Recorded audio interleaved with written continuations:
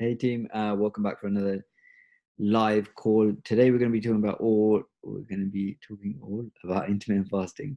Now this is a key live call because lots of people want to know about intermittent fasting, and lots of people want to know how to do it properly. And given that I've been doing it for 4 years and I've helped hundreds of people do it, I am an authority on the subject, or I consider myself an authority on the subject. I know a little bit about it. So hopefully I can share some insights. And in today's team call, we're going to be covering all the bits and pieces that people commonly ask me over the last 4.5 years. What do people struggle with? What do people want to know? That type of thing. So we'll go right to bare bone basics. There may be some things that I miss. Do feel free to message me if you want any additional information or if there's a question that wasn't answered. Okay, so what is intermittent fasting? Now, everyone does intermittent fasting. We all go sleep at night and we don't eat while we're sleeping. So there's an 8-hour period at the least where we're in a fasted state. Now, what happens when we're in a fasted state?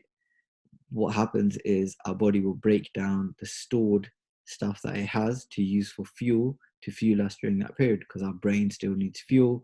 Our body still needs fuel during that fasted period. So when you're fasted, when you're sleeping, what's happening is your brain is requiring fuel. You're requiring food for respiration, for oxygen, and so because of that, you you are burning calories at rest. They call that basal metabolic rate, the amount of calories you burn being at rest.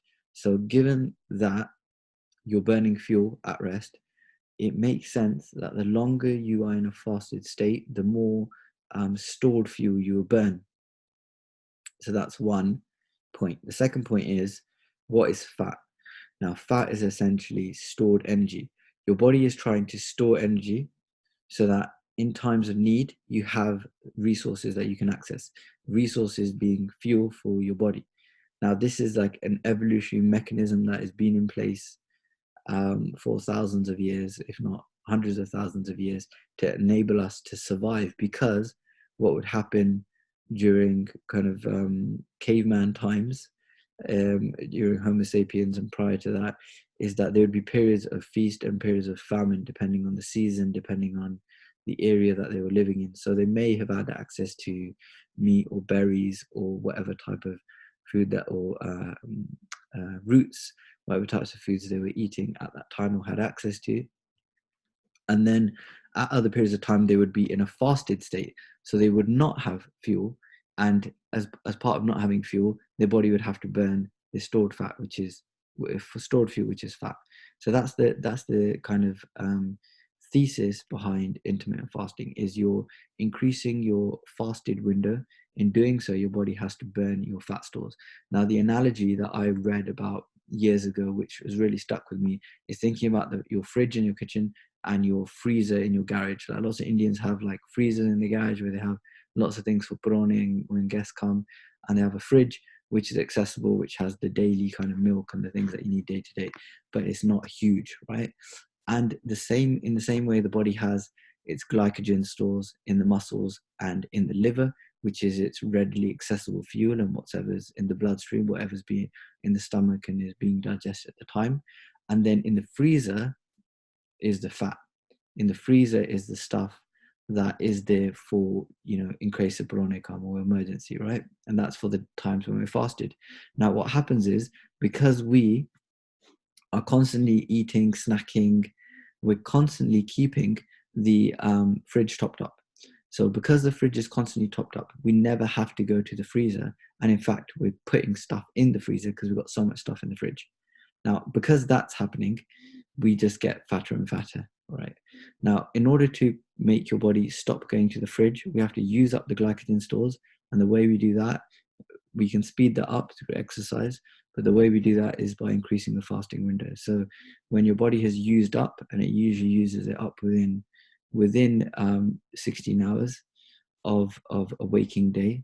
So if it's used up, let's say you're fasted for 8 hours, after 12 hours, around kind of depending on which research you read, in about 16 hours, it's used up all of the fuel, and then it's going to start burning fat for fuel.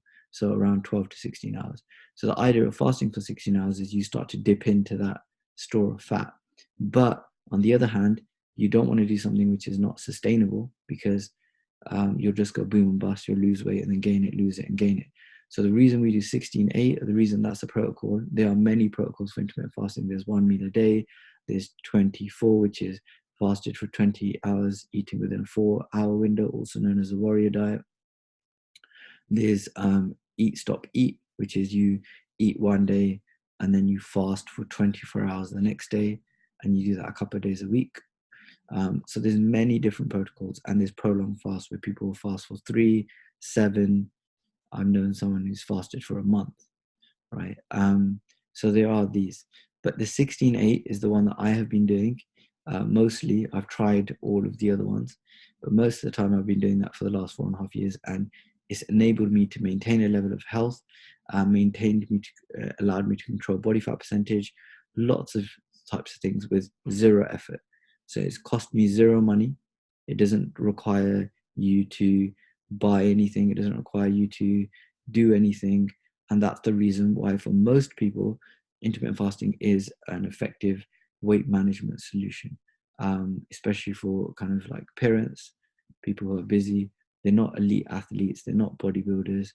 All they're trying to do is be healthy and be lean, not have excess body fat.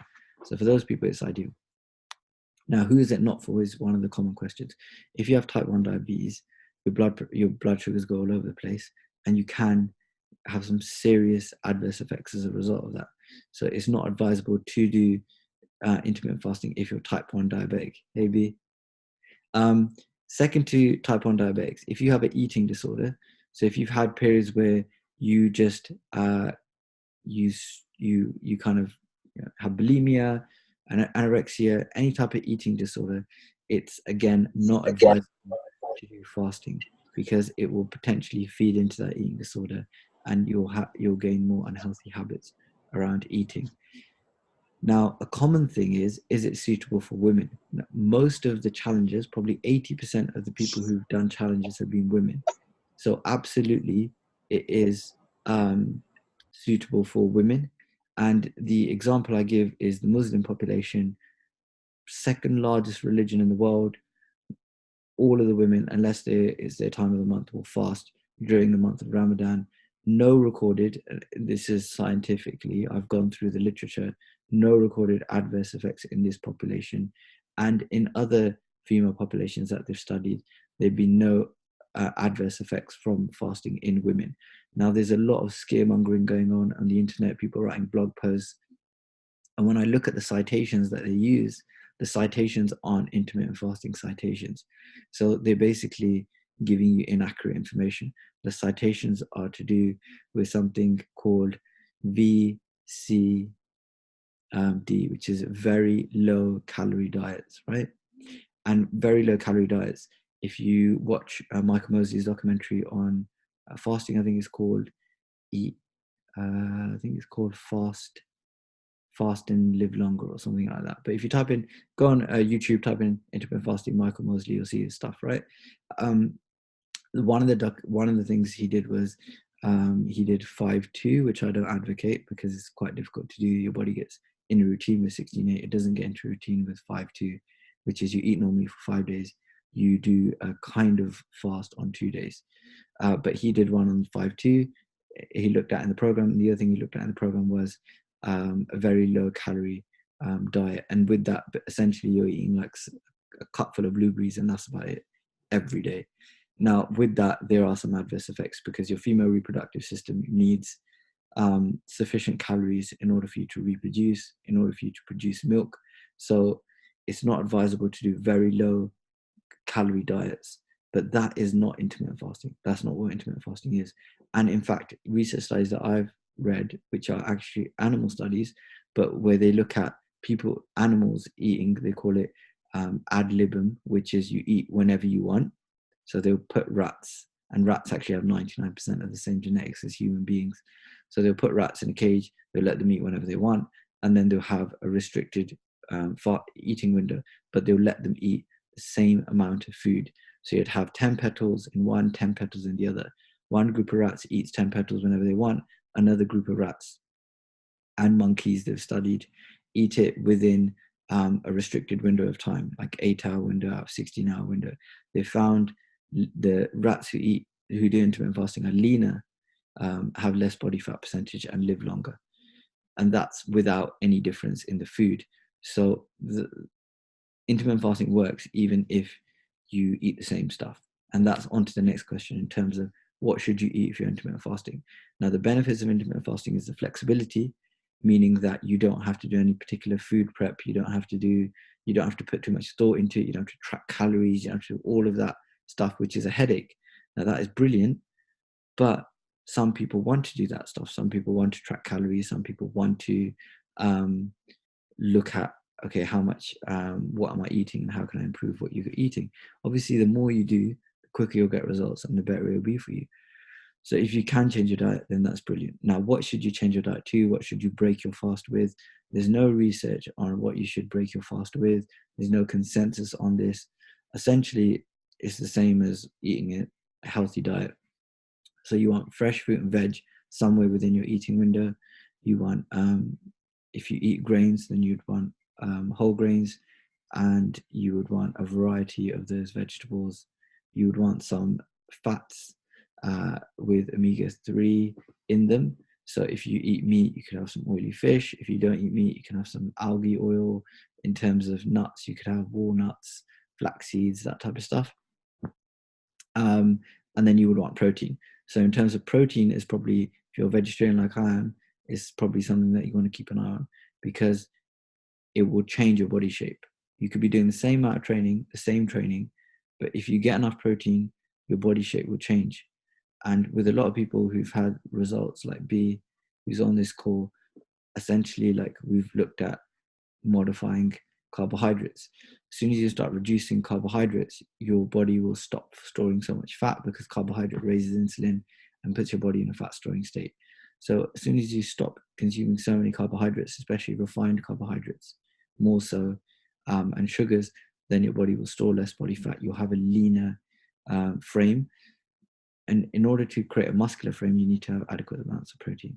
So fasting alone won't do it. You will need to eat protein if you want to be muscular. Okay, so that answers one of the questions in terms of what you should eat.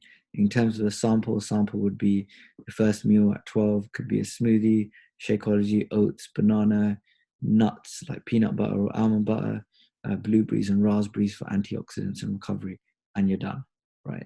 And you could take it with you and drink it. The second meal could be like, I would suggest a brown roll with some organic cheese or some organic hummus and some greens like spinach or tiny bit of broccoli if you can manage that, because it's very good for your gut flora, and gut flora helps aiding in keeping you lean and keeping you from storing too much body fat.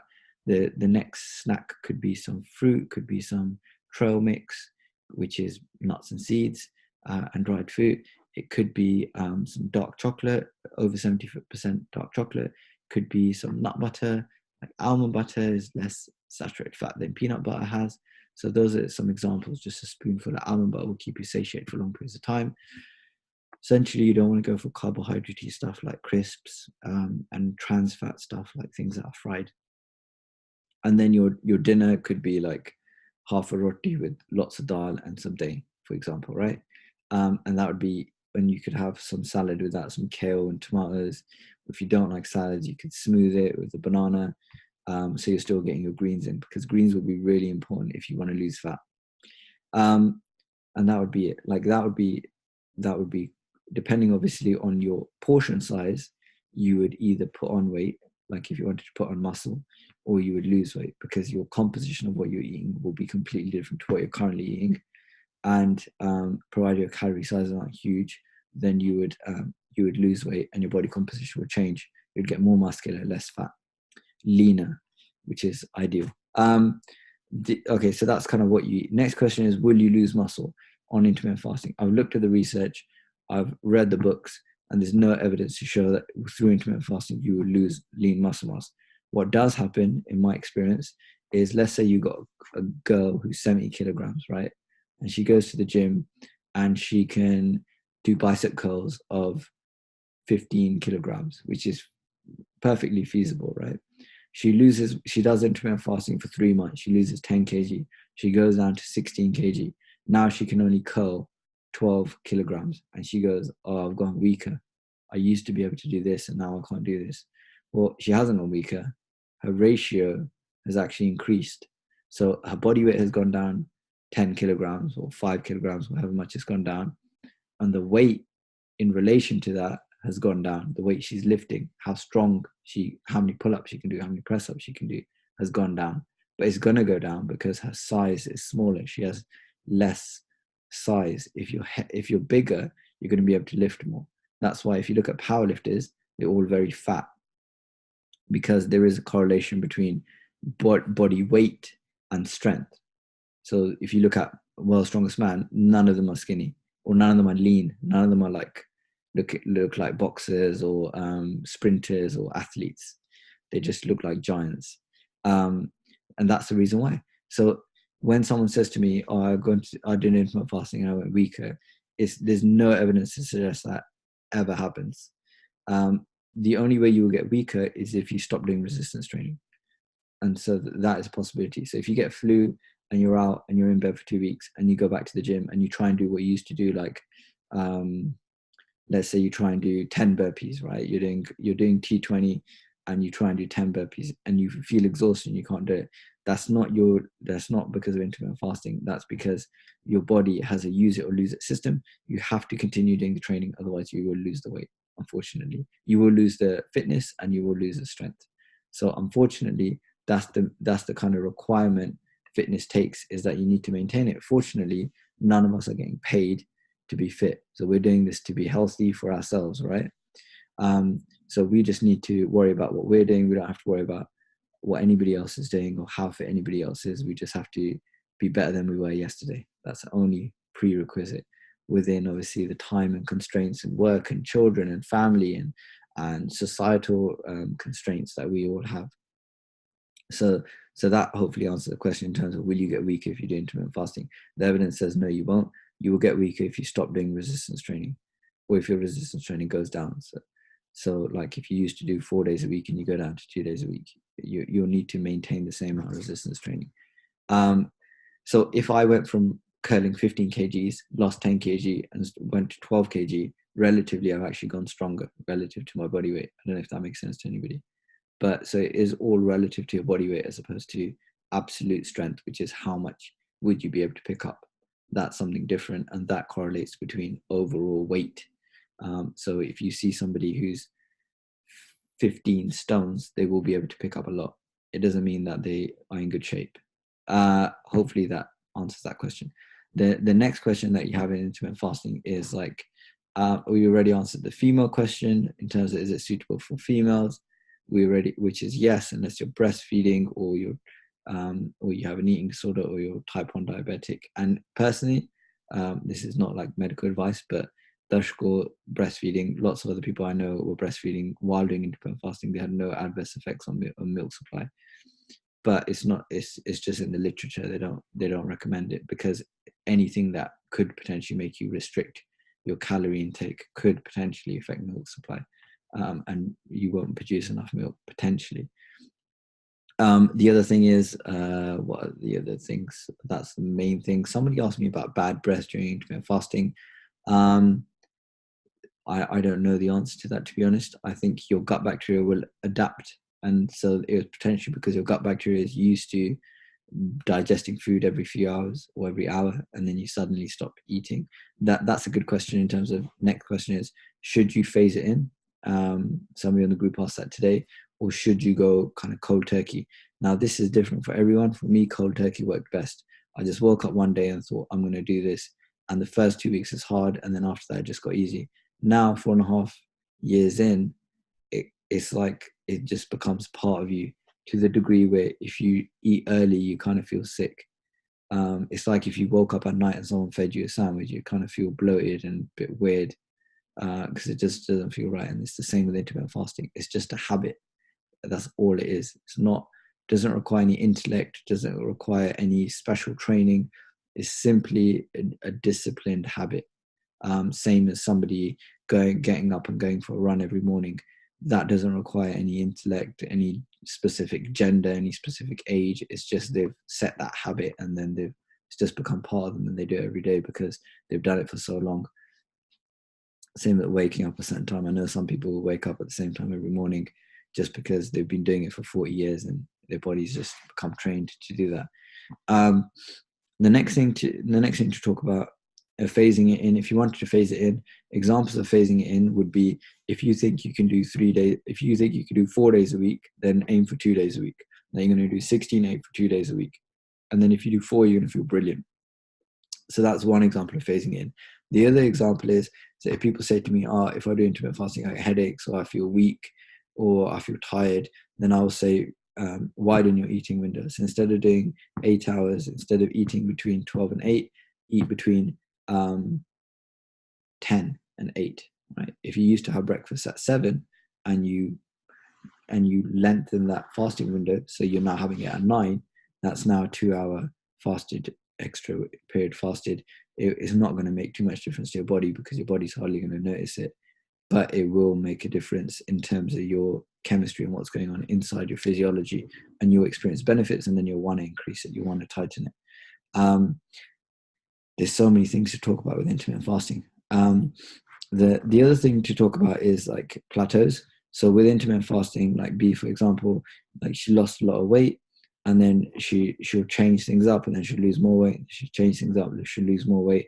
Bubban is another example. Ravjeet is another example. People who lost a lot of weight, like Bubban, lost a lot of weight, like 25 kilograms. Ravjeet, 25 kilograms. So it wasn't like 25 kilograms consistently like that. It was like they'd lose 4 kilograms and then they'd plateau, and then would change something. So we'd like modify what they're eating or increase their calorie expenditure by getting them to do more exercise. And then they would drop another 4, 5 or 6, and then they would plateau, and then we'd change something. So let's say you do a 10-hour eating window and you lose half a stone. Brilliant. Now, the next decision is, are you going to continue doing that and stay at the weight you're at? So let's say you're a female, 70 kilogram, you lose 4 kilograms, you're now 66 kilograms. You could think, well, based on my lifestyle, this is all I can do right now, and I'm happy. I'm just going to leave it like this for now. In 6 months, I'll try and drop another half a stone, right? Or stone, near enough. Half a stone, sorry. So let's say she's gone from 70 to 66. So, and then, or she might say, actually, you know what? I'm not happy at this weight still, and I'm finding this pretty easy. I've had people in the group who've done that. Gokul Manveer lost, like, she was doing 1 meal a day. She found it easy, and she just crushed it, and she just kept going. So let's say you lose 4, and then you lose 4 and you think, well, this is easy. So what do I need to change? What do I need to do differently? You lose another 4, and then you plateau. So then you got to think, okay, do I change something, or am I happy with the lifestyle mix between being able to eat what I want when I go out with family and all of that kind of stuff? So there's a lot of considerations. It's not as simple as just eat this, right? You've got to look at your family, your commitments, your social engagements, the time you have. Like B, she's a busy healthcare professional. If her focus was training and that's it, she would probably be training at least 2 times a day. She'd do meal prep. She would just be like a beast, right? But she's got a life and other things important to her in her life. So she's juggling lots of things. So it's about giving her quality of life and the things that she wants to do. What does she have time to fit in? And she's done incredibly well at that. So that's kind of how you should do it and what to do if you plateau, right? The next question is, when is the best time to exercise if you do intermittent fasting? It doesn't really matter. Okay, time's up. This video, I have to end it because they have a limit on how long you can do videos on Zoom calls. But just to finish off, some people say, don't exercise on an empty stomach. And if you feel tired, if you feel lethargic and you feel sick, and you want to exercise, on a full stomach, then you should do that. You can modify your eating window if you want, and you could do 9 to 5 instead of 12 to 8.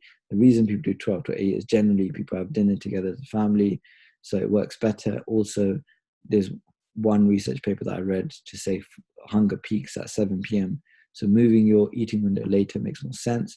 There's another book called Why Breakfast is Dangerous, and it's written by a medical doctor who has diabetes, and he tracks he tracks what happens to his body when he eats food at different times of day. And he finds that whatever you eat, breakfast causes a huge spike in your blood sugars, which puts your body in a fat storing state, but also messes you up if you have diabetes type 2.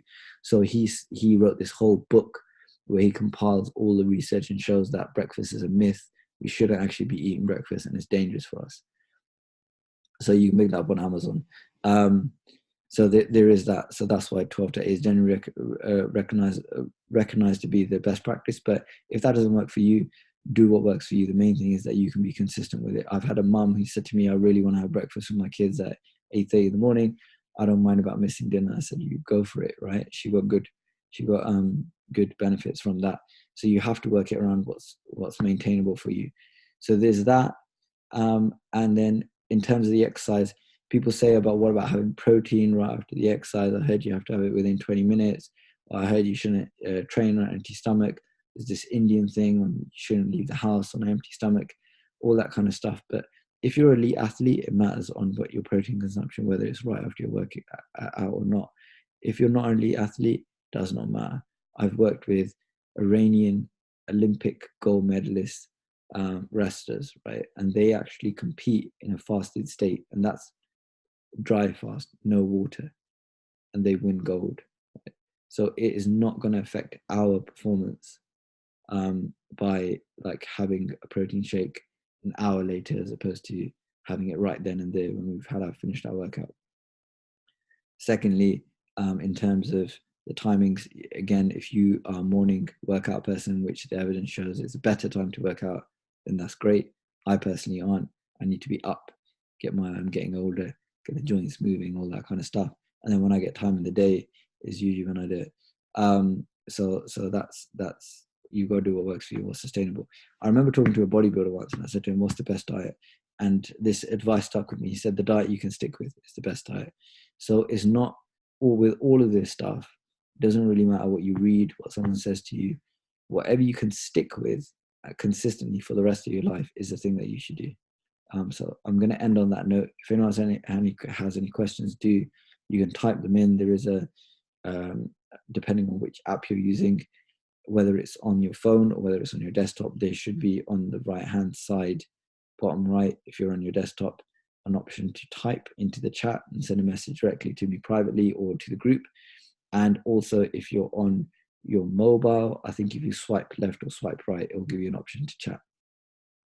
So do let me know if you have any questions. Obviously you can post in the group as well or message me privately as well. But hopefully this, for anybody in the future who's going to be doing intermittent fasting and like thinks, oh, you know what, I've got this question or I'm not quite sure how to start, this is going to have answered a few of those questions for them. The main thing is, with it, as with anything, remember the key golden rule is do what you can stick with, right? And then we can build up from there. But just do what you can stick with. Okay, I hope you guys have a wonderful evening. I really appreciate both of you are really busy. I appreciate you jumping onto this live call, and love you all, and we'll speak to you on the next interaction in the group.